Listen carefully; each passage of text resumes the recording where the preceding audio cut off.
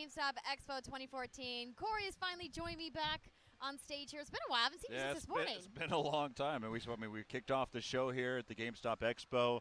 We've had the chance to kind of go back and forth, really kind of dabble in the areas of our expertise, and you both wanted the chance to be able to sit here and talk about Harvest Moon. Yes, the Lost Graham Valley. joins us from Natsume, and we are here to talk about your new game. And we were talking right before we went live, and you were saying how much of an evolution of the series it is, because obviously for fans that are watching, Harvest Moon has been around for years, like almost 2 decades at this point, over 30 games. So let's talk about what fans can expect from the Lost Valley. By all means.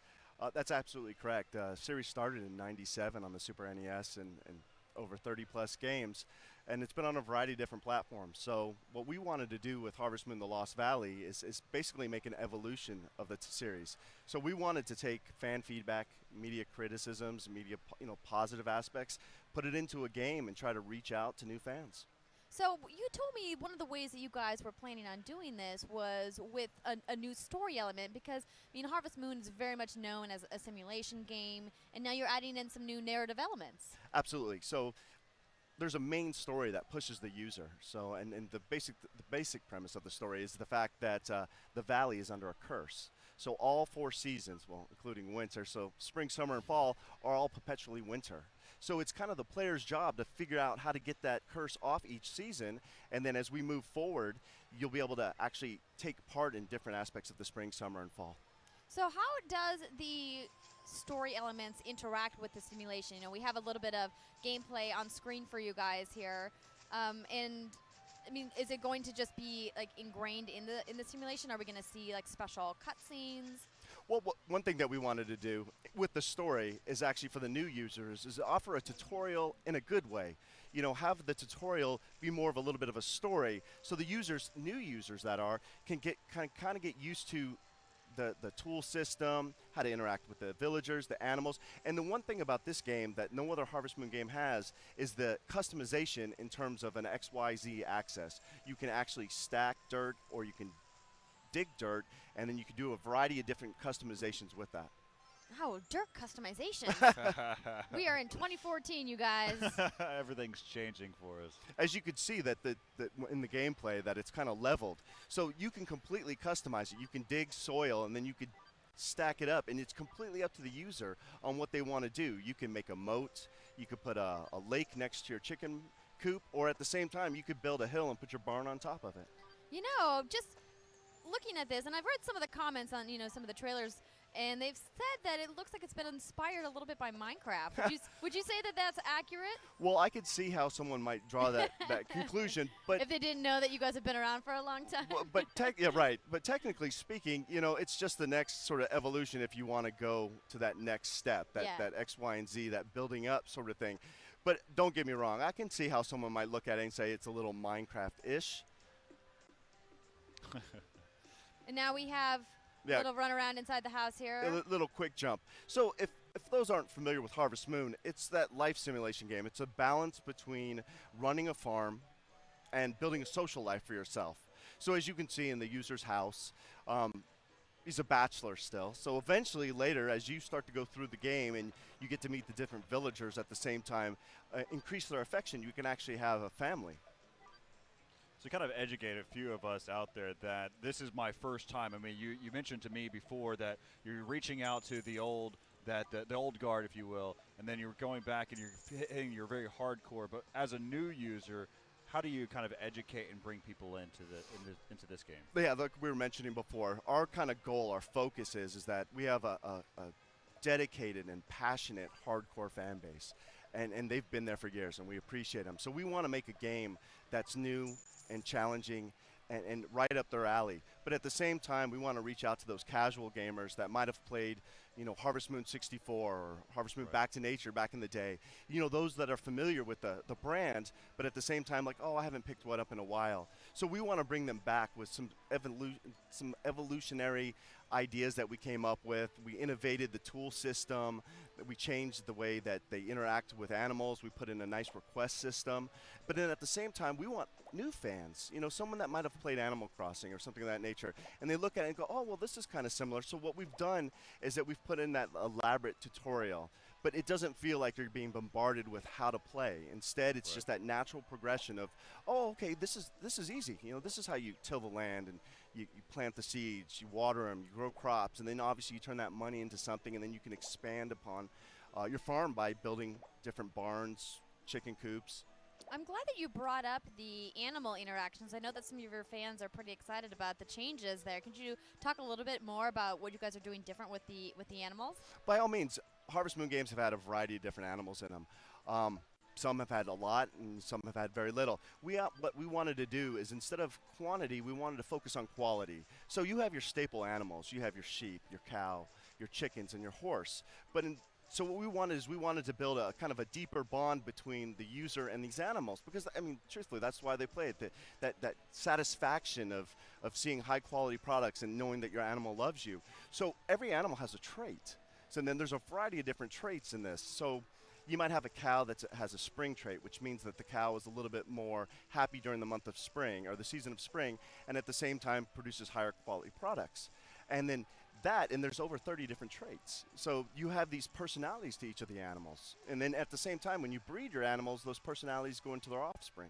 It sounds like it could become very complex very fast. Well, the beauty part about the game as well is it's both. It's complex yet simplistic. The customization can be as complex as you want it to be. You can completely tear down the valley, build whatever you want. But at the same time, you can take it as it is. So if you're a new player, you're not going to feel overwhelmed like, I have to do this. Same thing with the animals. You could just care for the animals. You could feed the animals. You can brush them. You can just take care of them at your own pace. And you don't really have to worry about the complexities of trying to combine two different traits. Let me ask you this, though, especially for the hardcore games. Whenever you start to mention the different types of dimensions for your X and Y, but then you also mentioned the Z-axis there, you know, how does things change that? How many different levels can you go up, and how many different levels can you go down? Because I'm going to dig until I can't dig See anymore. what you can find at the bottom? The middle of the earth, yes. Well, there's actually something kind of neat about what you were saying, is that there's secret areas within the valley, depending upon where you dig or What's how lost much. is now found. That's exactly, or how much you stack dirt. But at the same time, it's 16 up, 16 down. And the beauty That's part of actually quite a bit, for more than I anticipated. And you know, and when you dig the soil, you keep it in your bag, and then you can take it somewhere else and kind of build a mound, a hill, whatever you want. You know, it's kind of, the world is yours, but at the same time, you're not forced to do that. But you can also plant crops on different elevations, and these crops mutate depending upon where they're located. That's exactly what I was about to ask you. If there's different types of crops that kind of react to the different environments, in terms of, because you mentioned seasons, which is one thing, but then the other element is the level element of, you know, if I dig down deep and I plant, you know, a nice little flower down there, is it going to grow?